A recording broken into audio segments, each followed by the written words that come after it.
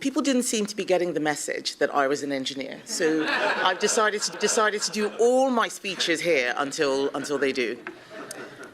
Engineering is about solving problems, about getting things to work. And it's clear.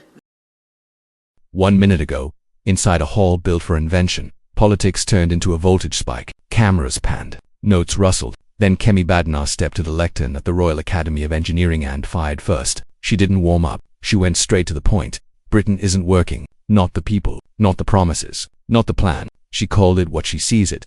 Managed decline, jobs slipping, youth sidelined, high streets shuttered. A government, she said, that confuses motion with progress and red tape with responsibility. And while reporters braced for a careful pre-budget dance, Badenoch chose confrontation. She named names. Rachel Reeves, the new labor machine, the taxes that punish risk, the benefit system that pays people to sit out life. The hall went still, then loud bursts of applause, a few stunned faces, phones lighting up with live clips. Get Britain working again, she said, not as a slogan but as a verdict. This wasn't a seminar. It was a challenge to Westminster, to Whitehall, to every voter who thinks the country can't be fixed. And with one breath the speech became a showdown. The setting mattered. The Royal Academy of Engineering isn't just an address. It's symbolism. Build, solve, ship. Badenoch chose that stage to say the quiet part out loud. Britain feels broken. Unemployment up since Labour took office. Graduate rolls down. Small firms drowning in compliance. Hospitality scraping by. Oil and gas hammered by a windfall levy that, she said,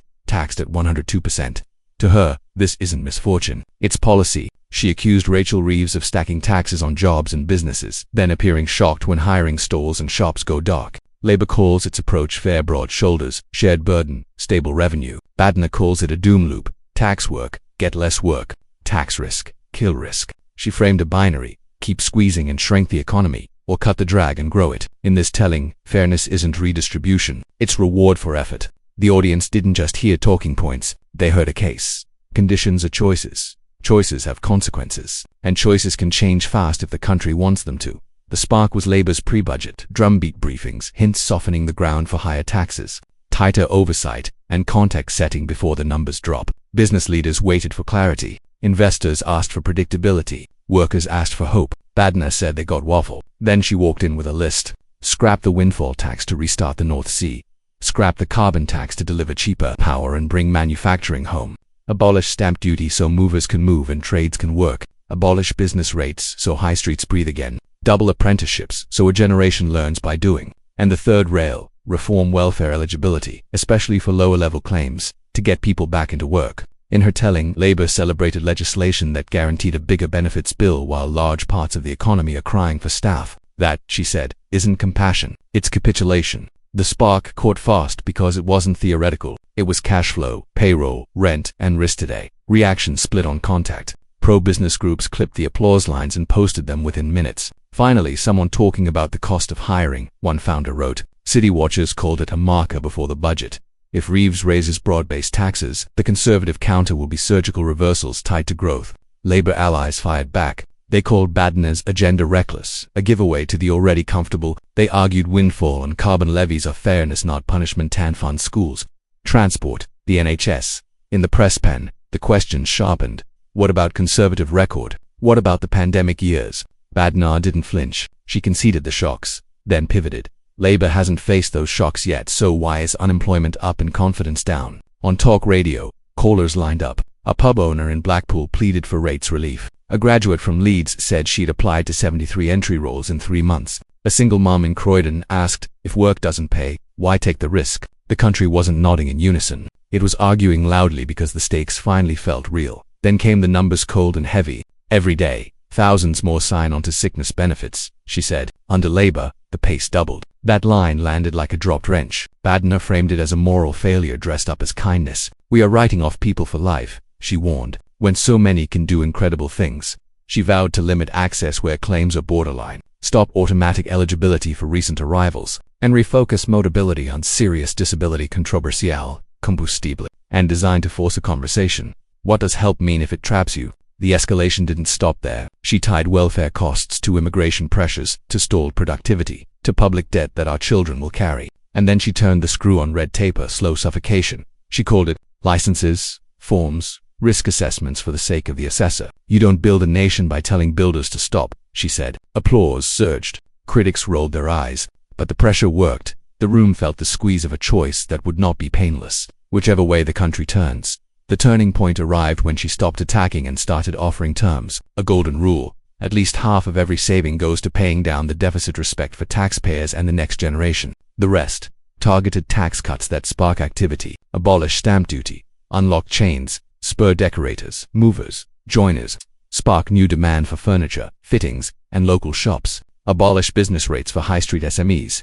Let pubs, cafes, and family stores survive the winter and hire again. Double the apprenticeship budget. Plumbers, coders, machinists, riggers, real trades for real pay. Pair it with a £5,000 first job bonus for young people stuck between closed doors and rising rent. The offer wasn't utopia. It was a wager. If you bet on work, work pays back. If you bet on paperwork, paperwork multiplies. For the first time in months, critics had to do more than object. They had to counter with something that felt like a plan, not just context.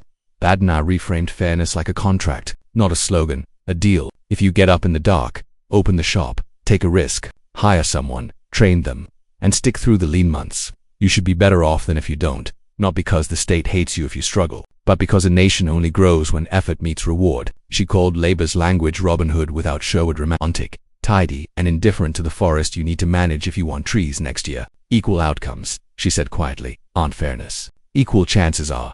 That line didn't trend, it sank in. We talk about compassion as if money were infinite and trade-offs optional. But at some point someone pays, either the taxpayer now or the child later, either the risk-taker who builds or the patient who waits longer because the economy stalled. She didn't pretend this is simple. She insisted it is honest, and in that honesty, supporters heard something rare, a politician who doesn't promise everything and blame no one.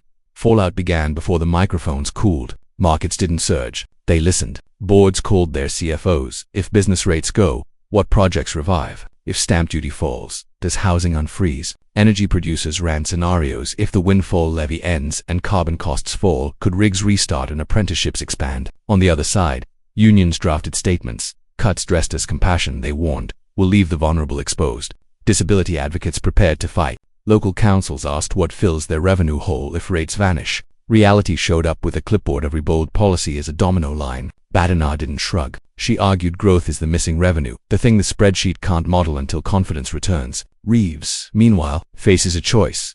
Double down on prudence through tax or steal the oxygen by adopting targeted pro-work incentives and claiming them as Labour's own. Either way, the country won't drift. The argument is out of committee. It's on the street, in payroll apps, on rent day, in the knot of a shopkeeper's stomach when the rate bill arrives. Step back, strip the colors. This is a story about how a nation sees itself. Are we a people who manage decline politely, or a people who stomach risk to grow again? Do we believe work hard, imperfect, sometimes unrewarded work is still the route to dignity and independence? Or have we quietly accepted a deal where the state softens every edge while the future gets lighter in our children's hands? Badenoch threw that choice across the desk. Reeves has her own file, stability funding, safety nets that don't tear when life does. The truth, a great country needs both nerve and care, but sequence matters. If you don't grow, you ration. If you punish risk, you get less of it. If you reward drift, you get more of it. The lecture hall was a mirror. It showed us the Britain we've become: hesitant, brilliant, anxious, capable, and asked which part we feed next.